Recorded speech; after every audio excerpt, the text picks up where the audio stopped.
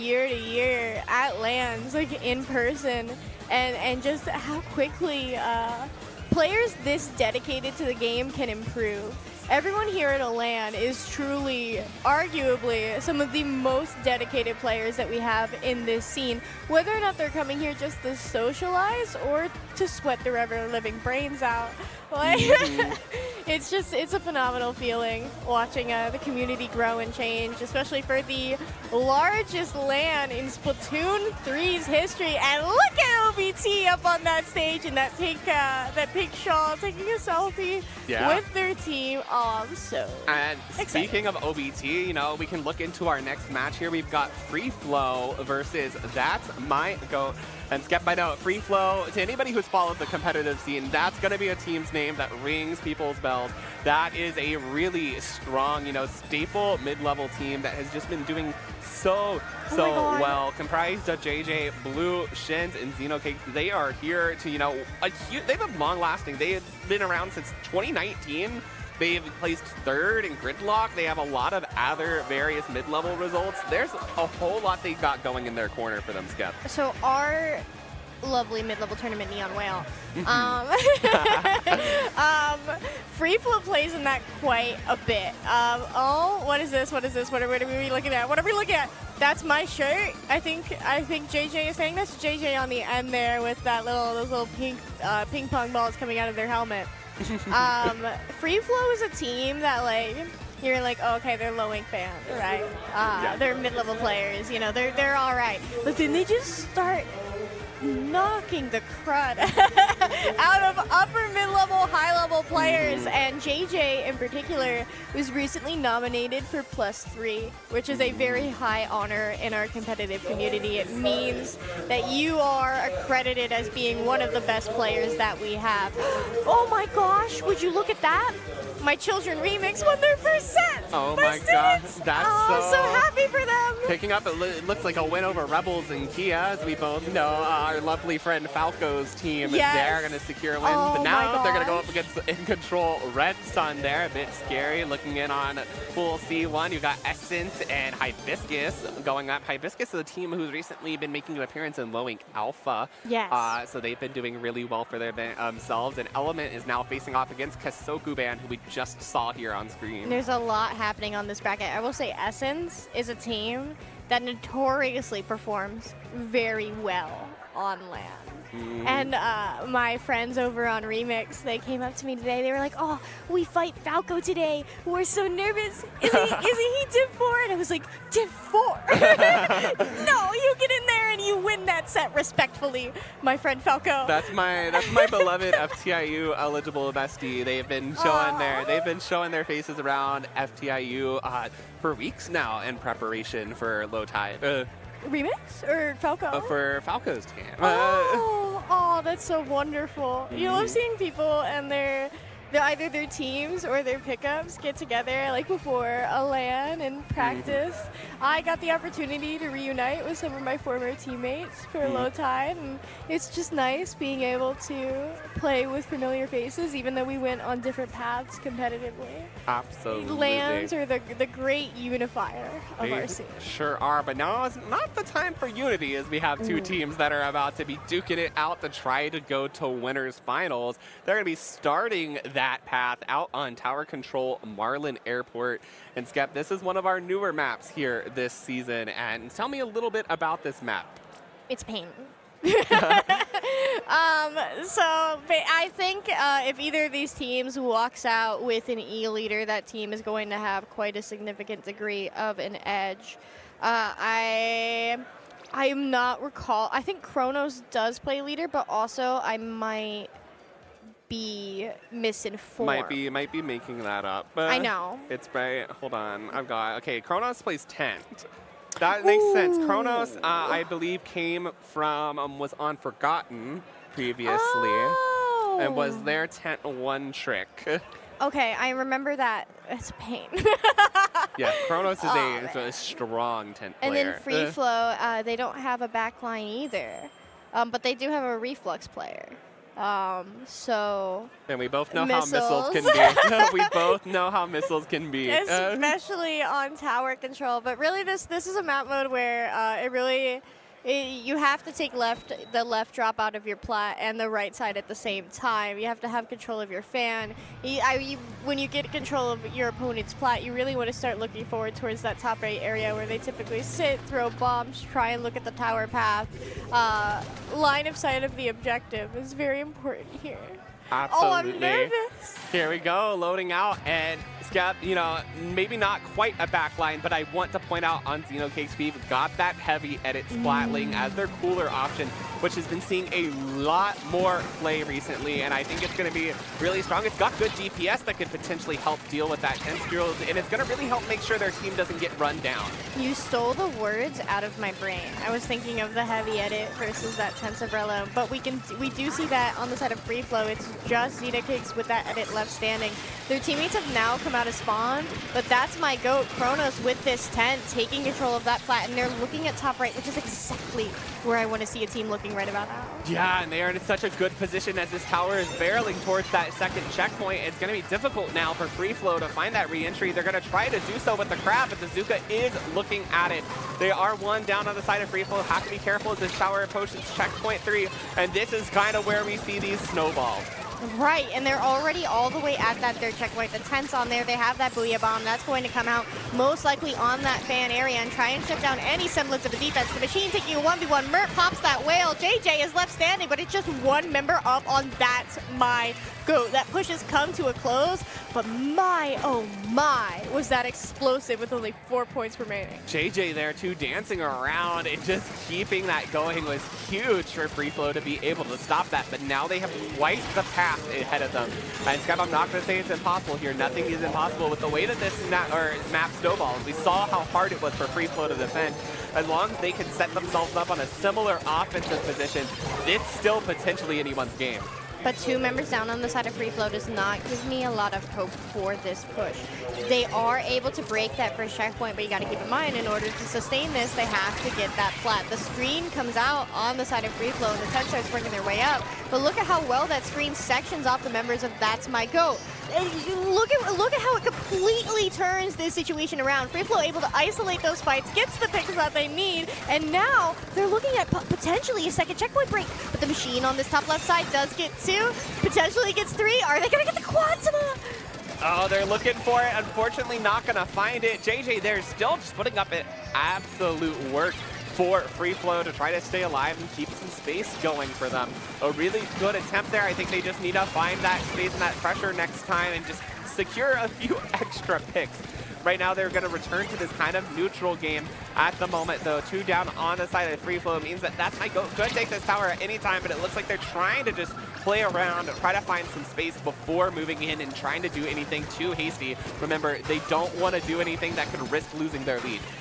I love how we're seeing more jump outs to teammates recently. Like, you can see a lot of players really learning that they can just back out of a fight but still be relevant by jumping to one of their mates. And here comes the Zipcaster, here comes that crab. Those were both coming out here on the same time. We see the Zipcaster going all the way into spawn, but they're about to recall. They go down, and it's just Xenocake's left standing, unable to jump out, very close to cooler. Unfortunate, you know, that second checkpoint still going to stand for now. And then look at Kronos, how far they were up forward, ready to go in the face of FreeFlow. They've got this splatter color screen ready to go for defense, but they've got to find a few picks here, and it looks like That's My GOAT. Just right now, they're choosing not to walk forward. They're like, hey, we don't have a reason to walk through this screen. We don't want to take a burst bomb's worth of damage to the face and, you know, maybe have a Splatoon or a 52 there waiting on the other side, and that patience pays off for them.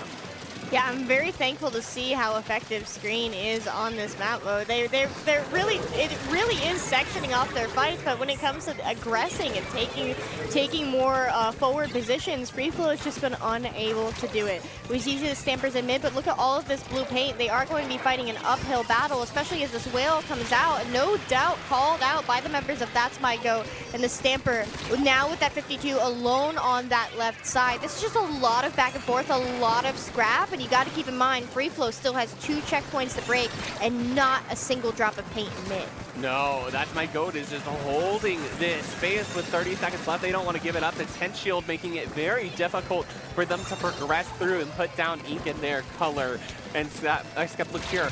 They're going to try to march forward on those dualies, but go down 2. And now it's really just this Splatling left up again. It is able to find 2, which could be huge for them, but there is still a lot of ground to cover here in mid. And finally, FreeFlow is able to start working their way forward. They really have to get their wits about them, though. Ooh, look at that beautiful bomb pick on the inside of Cronus' tent shield. The dualies moving forward, but finding themselves in a risky situation. A lot of crossfire, but ducking, diving, weaving Here. as they need. The Booyah Bomb comes out. Can Xeno Case get back on? No! The 52 gal on the side of That's My Goat, taking that wind of opportunity. And that's, you have to be so careful in those situations too. Sometimes reckless plays in that overtime have to be adjusted for because you have to consider the win conditions that the opponents have under their belt. And a Booyah Bomb, a Tri-Strike on tower, both can just be an absolute death sentence to your overtime push if you allow it to come out.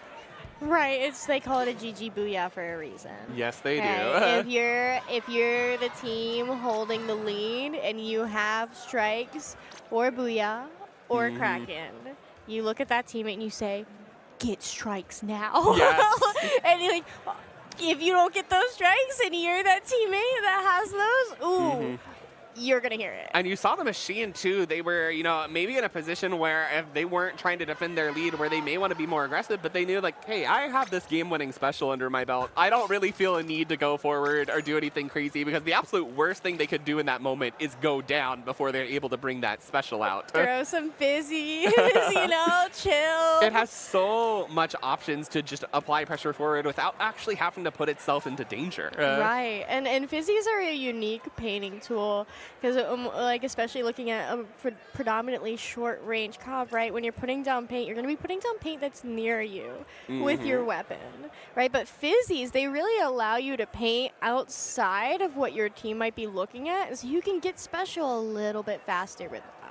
You sure can. And, you know, not even just, even outside of the paint applications, if you're in a further position back and you are just being denied space, it can also be an opportunity for chip damage if you know that somebody is hiding. Maybe you saw somebody that was weak that got shot by one of your teammates. Go and hide behind a barrier. You can throw that over there and potentially end up aiding in a splat that you wouldn't be able to get otherwise. Absolutely. Moving forward here, we are going to be looking at Clam Blitz on Museum de Alfonsino. I don't expect a lot of comp changes here. I don't expect a lot of comp changes either. I think that the weapons that they have are really, really good for this map. And especially because you have to kind of do a little bit of a double push here on this, because it's one of those maps where you may find a first wipe. And especially in this meta right now where there's so much cooler out, the other team is going to be back really, really fast, and you might have to find a second wipe before you're really able to break that basket. But if you're holding a Tentabrella in the half of Chronos, right? And JJ sticking on that shot. JJ is quite the infamous Brella player. And this is a very, very good map mode for 10, especially looking with those Ink Mines and that Zuka. The Zuka going to allow you to clear different elevations on your opponent's flat. Then the Ink Mine is going to give you a little bit of an information tool. See who's rotating where across the map and when they take your ramp in order to start their own push. Not only that Tend is a really good answer to this Snipe Rider here that really allows you to just be able to break through that first paint that the Snipe Rider is able to place down, and is just good at keeping that space for their team, because the Snipe Rider, as we both know, just is really key at putting down a lot of paint and holding space for its teams. 100%. It's very usable paint for their front lines to be able to just push in, look forward. And we can see that those front lines are doing very good work, so I hope they're celebrating their backline player there, and they get 2 picks, and it's just the 52 and the shot, or the machine over here on that left side, and FreeFlow getting 2 more picks. I would say That's My Goat is now in a decently heavy stagger. Yeah, and the Zipcaster, my bad, coming out was huge from FreeFlow to gather some space. They have Zuka at their ready too. They've got the tent down. This is their opportunity to push. Look, 1, 2 down. They're looking to try to see if they can find more. They're able to open this basket. and it looks like they still are just keeping that pressure. There goes the second power clam, and their push may be over here, but a push to 60 is definitely the kind of opening push that I want to see at bare minimum. Bare minimum.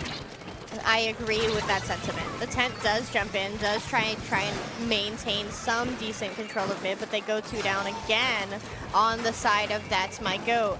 That's My Goat just time and time again, 2 down, and that prevents them from getting specials together in order to be able to push way onto their opponent's plat. I like to say that this map is played plat to plat. Unless you're the tent, you really don't want to be sitting in mid for too long because the sightlines are so open.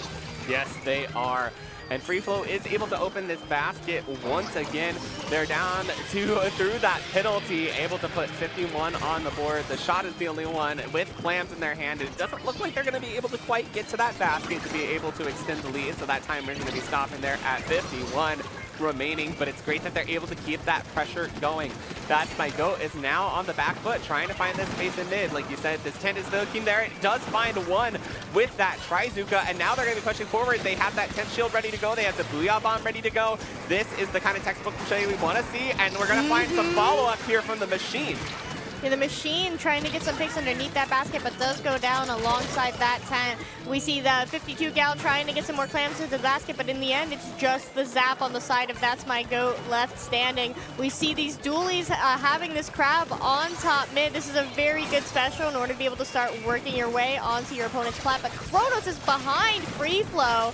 This could be quite risky for them if they let this tent just sit here and give jumps. Yes, they can, and they are able to break open the basket once again, making that score down now to 65. But they did a great job of just flushing everyone out immediately. This timer is going to go down, and now it's going to allow FreeFlow another opportunity to soar. As you see, JJ is there, ready to answer immediately. More clams are coming in at the ready. There goes another power clam. We are at the risk of knockout. There's just one clam remaining. Can they get this in, Skep? They're going to try to, and there they go. FreeFlow going to be wrapping this up now. 1-1 tied in the set. Oh my gosh. That is the FreeFlow we know, Skep. Oh, yeah. I was a little nervous, you know, for them, given that they did lose game 1 in a rather decisive fashion. So seeing them come back, it was just being like, we're pushing. Oh, you saw you were pushing. We're pushing. Yes. Like, just a beautiful example of don't be a mid. Don't do it. Absolutely. Yeah. Yeah, I enjoyed that. That was cool. Now they have some momentum under their belt going into Splat Zones, Mahi. And, you know, kind of looking at the mental game of it all, right? Losing tower control in a very decisive fashion. Game 5 is once again tower control. So they may not want to cycle all the way back there. They're going to be looking to try to get these next 2 wins under their belt so they don't have to go back to that mode. Rainmaker, no, we're looking at Splat Zones Mahi. This is a map where you really want to be listening to your teammates. You want to make sure that your communication is good because a lot of this map is about how quickly can you rotate from the left to the right side in order to make sure that the opposing team is not successfully dropping into mid. I'm very curious. I think the team that wins this, it simply comes down to who are the stronger communicators. I think so too, and I'm interested to see on the side of FreeFlow whether again that pencil's going to come back out or if we're going to see a swap back to that heavy edit. I think that this is really, really good here for heavy edit because those sightlines kind of get broken up on in mid by that big sign for pencil. And so if you want to have kind of clean sightlines across mid, you either have to stand pretty far back into your own base or you have to extend on exposed low ground. Right. So why is edit so good? Have you given this a little bit of a think thought?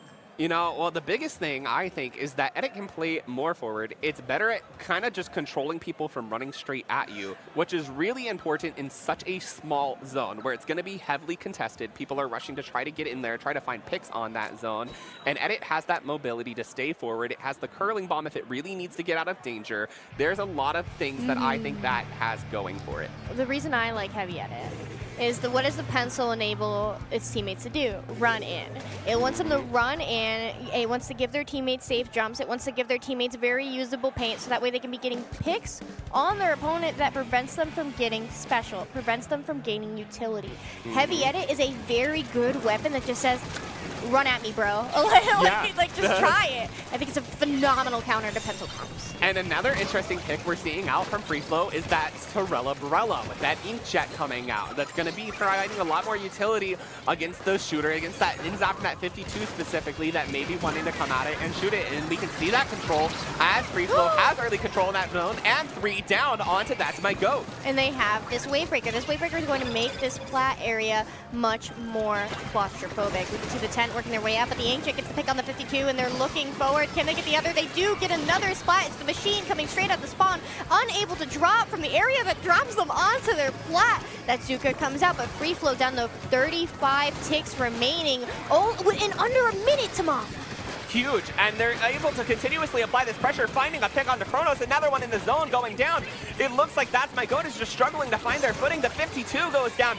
We may be seeing a 0 to 100 push here, Skep. Oh, that's another pick for That's My Goat. FreeFlow all the way in the spawn. They're fighting that Cinderella, but the tent's not going to be able to drop into zone in time. That is a 100 to 0 knockout for FreeFlow, and my, the comp change, am I right? Yeah, and the Brella, I was unexpected, but worked so well for them. And I think the switch to heavy edit, absolutely, there we go, so true.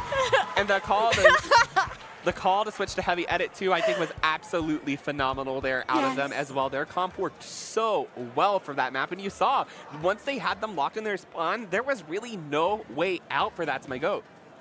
So like sometimes here in the commentator desk, we're a little bit removed from the situation. We're removed from the pressure. And we also have the advantage of watching everyone's POV or an overhead. So a little more information at our disposal than the players have. Right, and so sometimes, you know, we see a solution as commentators, as people who are very educated on the game, and maybe the competitors don't. And that could be a little bit nervous, because I could sit here and be like, oh, I think heavy edit's the perfect counter for this comp right here, right now. And then they just won't bring it out. Yeah. And then you're just like, darn, the and you amount watch of times them that has happened to me, like all the time. I'll be like, yeah, I'm predicting this. So thank you, FreeFlow. Thank you for like just listening. I don't know if you got something in your ear, but like, thank you for picking up our vibes. No, I just think that they're educated. This is on true. The game. I mean, and that that's they probably what came to the same conclusions that we did. And, you know, speaking of things that don't let you run at the enemy, Umbrella, which JJ is infamous for, and he would like you all to know to please upvote him for +3. Once again, a very high honor for our upper level competitors. Absolutely, and now, you know, it is all on the line for That's My Goat. We're going in here onto Rainmaker on Crableg Capital, and I think, again, if we talked about the power of heavy edit, this is another one where it holds a lot of power, especially because of the grates. Splatlings are notorious lovers of grates on maps. It gives them a lot of mobility that just other weapons don't really have. They hold space well. They don't really need to submerge themselves on ink. They're usually stacking a lot of run speed, and it works out super, super well for them. And that's going to be necessary, especially with how important it is to push up fast with that Rainmaker across those grates, because it's very exposed openings where you're going to be pushing through. I agree. Especially given that heavy edit has cooler, right? It can take advantage of that run speed on those grates. You know, you're going to have that Inkjet potentially coming out from JJ, but don't forget about Kronos' Tent Umbrella, which, you know, an Inkvac with a tent that is huge on those grates can be pretty schnasty.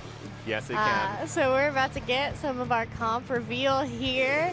Keep in mind, this is match point for FreeFlow, moving on to the winners finals side here on their pools. And we can see that, what on earth is on my screen? This is one of those moments where we talk about sometimes we like say something and then they just won't do it. The pencil's gonna come out. More importantly, I want to talk about this recycled Brella coming out. Not a pick we are used to seeing at all. I made a joke the other day and I was like, hey, everyone was really excited for recycled Brella to come out, but when have we seen it being played? And JJ's playing that right now. Kronos popping an Inkzuka right in their face, going to be able to get that pick. The bubble does come out for FreeFlow, and they do grab that Rainmaker. It looks like they're rotating that to the right side, and there's 2 players left on the side of That's My Goat on that top left grates in order to defend there, and they do manage to do so rather handedly, but FreeFlow still holding a decent amount of utility with having that Crab Tank online and ready to go potentially. 2 members down on the side of FreeFlow. That's My Goat cleaning up. This has just been an absolute scrap, and just what I'm bewildered, shocked. Yeah, and we're going to still see the Zuka tent coming out from the side of Kronos, but it looks as they go right hand, trying to distract and pull away some of FreeFlow's attention. The Rainmaker goes left. It is able to find that first checkpoint break. Now they have the repop and the way to get up. Oh no, just as I say they were going to get up, they are stopped on that jump. Kronos canceled there, and now that was good because that jump is worth a lot of points, Skep. Yeah, Shin's getting that drop there in order to stop the Rainmaker. I was nervous because That's My Go had such excellent control of FreeFlow's plat, and that's typically where you start to see points run down very quickly and effectively. FreeFlow trying to fight for mid here, but JJ forced the jump out. It's just Xenocase on that pencil there to hold top right, but Shins jumps in, gets the pick on the 52. That's going to save their pencil, and that's a player that you want to be able to keep alive, so that way you have that paint down for the rest of your teammates to work with, as well as those coolers, which are so enabling. And they go 2 down on the side of That's My Goat. Now we're going to see this Rainmaker is in possession of FreeFlow. They're going to go up here on this left-hand side. They do find the pick. Can they get the pop here? But the Booyah Bomb, that's going to make it really hard for them. It's actually thrown behind them so that they can push the members of FreeFlow back into the Booyah Bomb. Not able to find any picks with it, but they do save that Rainmaker for themselves.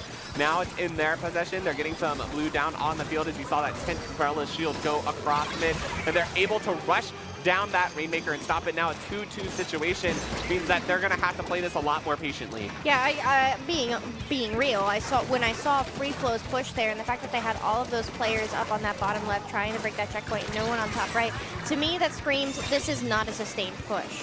FreeFlow going to grab that Rainmaker, potentially going to rotate to the top right here, but you got to keep in mind Kronos is down there with that tent. The Stamp working their way forward, trying to prevent that tent from swimming up and grabbing the Rainmaker, and they do so. A nice, sweet melee hit there for that Stamp player as the Rainmaker works their way top right. They have a very small lead to catch up on. Yes, they do. And the tent, oh my god, the Recycle Umbrella here just putting in work, trying to pick out that machine, but not going to be able to quite do so. That's My Goat holding on to that lead for it now, but it is still anybody's game, which is 3 points separating that lead. But 3 down on FreeFlow. This could be a dangerous situation as That's My Goat is posed to go here on this right-hand side. They take out the Crab Tank.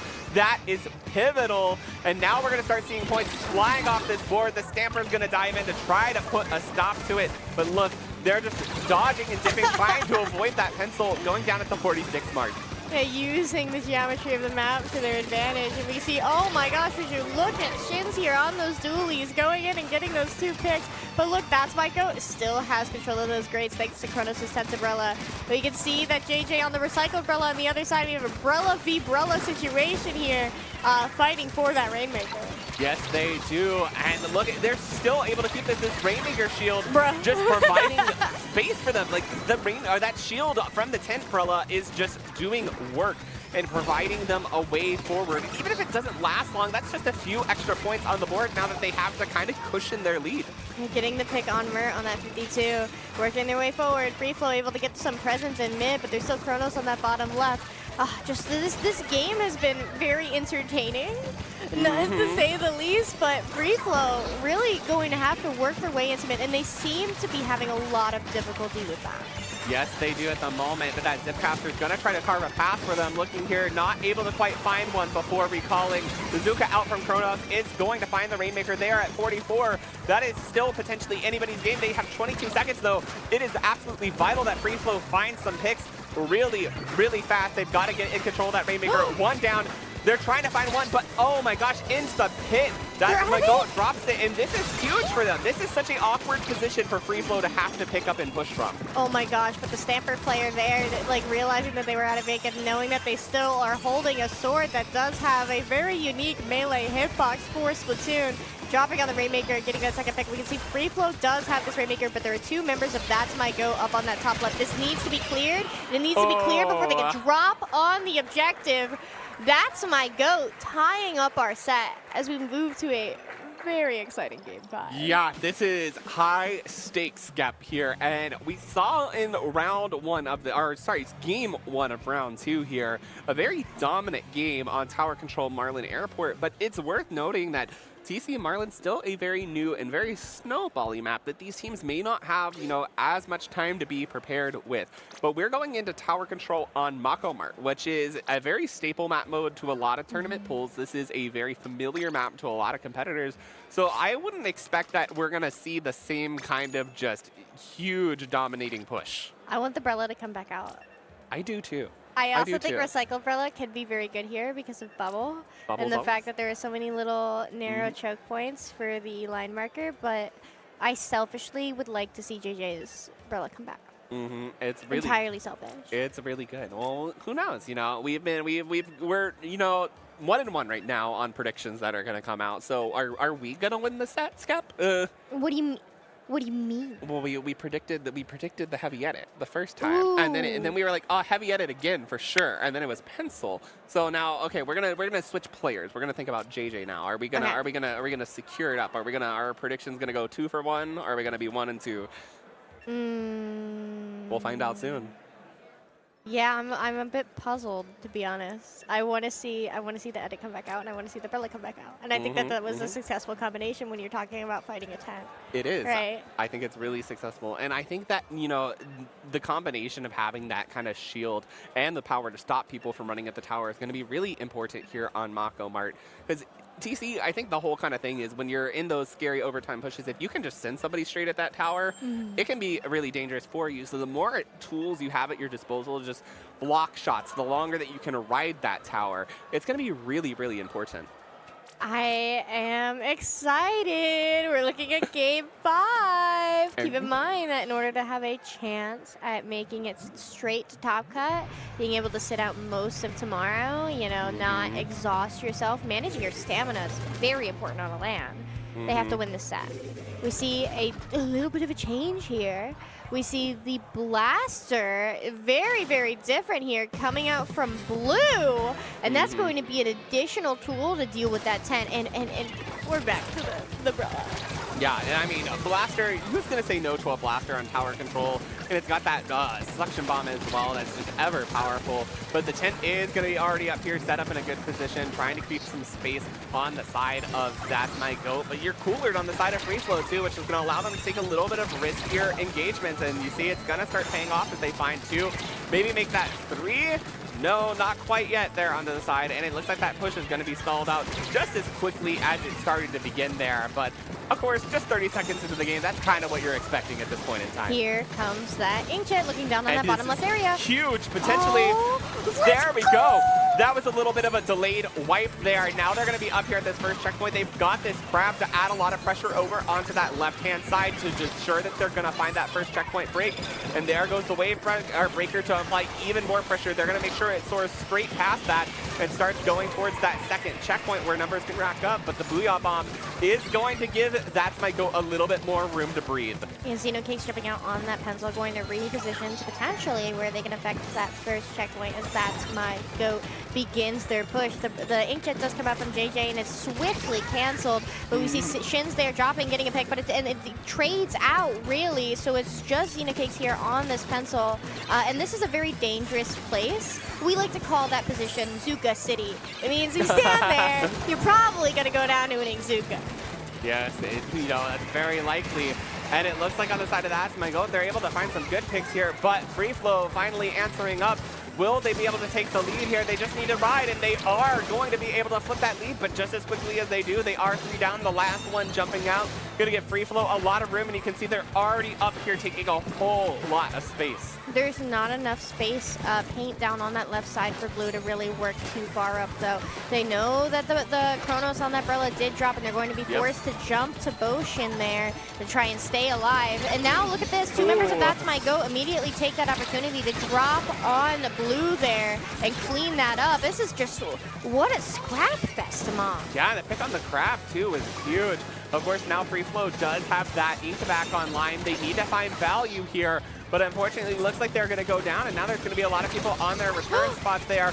And look, but again, just these scrappy fights. 3 down now on the side of That's My Goat. Going to allow FreeFlow to get pushing again. That is the full quite, but they need to get this space going fast in front of the tower. You can already see Shin's up there pushing up, but doesn't quite have the support from their team yet. The Crab Tank is ready to come out. They need to try to flip this lead here. Yeah, and the Inkjet does come out, and then there's that Crab. It looks like the members of That's My Goat are rather claustrophobically on that left side. One of them does jump out, but we still see Kronos on that tent holding this space. They're right in the face of a pencil, but they miss all three of those absolutely important Zuka shots, chasing Xenocakes down that right side, what we call breakfast, and that's a phenomenal pick. You really want to take that pencil down because now, 1.5 minutes left in this game, and FreeFlow's next cooler is just going to be slightly behind. Yeah, and FreeFlow really needs to get on that tower. Last time we saw them come in and they had excellent specials, but they left the tower with no one to ride it. That's key, that they have someone pushing this forward, because again, you have this Inkjet out, but the tower is not in their control. You have that Blaster taking space too, but it takes the whole special for somebody to get onto that tower and really start forcing it forward. They are now here at the danger of flipping the lead, but as soon as they are, that Booyah Bomb will potentially be coming out to try to stop them. Can they live through it? They unfortunately are not going to be able to. And it's, look at the fights going on here. Shin's trying to keep that tower under their control, but isn't going to be able to do so. Did you see that cheeky little bag? I saw a little bit of it going on. That's my goat. Definitely feeling really confident right now. And they want to win this, right? They have a lead of 2 points, but that 2 points might as well be $1 million. Yeah. But it's just in its as much danger as evaporating in the blink of an eye if they make any mistakes, Skep. So they have to play these last few minutes, or a minute, you know, very carefully coming out here. 1, 2 down. This is looking good for FreeFlow. They really need to keep note of where everybody is and start using these specials together, making sure that somebody is riding that tower at all times. There are no specials online on the side of That's My Goat to be able to defend. This is probably going to be a lead flip. FreeFlow going to be taking the lead here with 17 seconds remaining. And they still have this dually player up on this top right. It's just Shin's there with those dualies. Any picks that they get here are going to really matter. And it's the law of the bag. If you bag me, you better win. And so really, That's My Goat, now beginning overtime, has one last opportunity to clutch up. They pop that whale, they have that booyah. They're going to be able to get the blaster on that bottom left. FreeFlow only having 2 members left standing, and both of them are on top right. But the tower, it's going left. It's getting further away from them. 10 ticks remaining for That's My Goat to pull lead here as Kronos is on this tower. They get there! They pull the lead! They deny that opportunity there from That's My Goat to take the tower in the barest of a second. Look at their faces. Oh. I don't think anyone knows who won! My gosh, FreeFlow clutching that up at just the right moment, Skep. What, like, talk about a close game. I think it might even have been tied there for a second, but they weren't able to get the extra point to pull a lead. Tower momentum matters sometimes. And in this, we're on land. You can't call it lag. That is huge. That is huge. FreeFlow just able to stop that in overtime in just literally the last second possible. Like, talk about a scary, scary moment. Two little squid bags. Now people's egos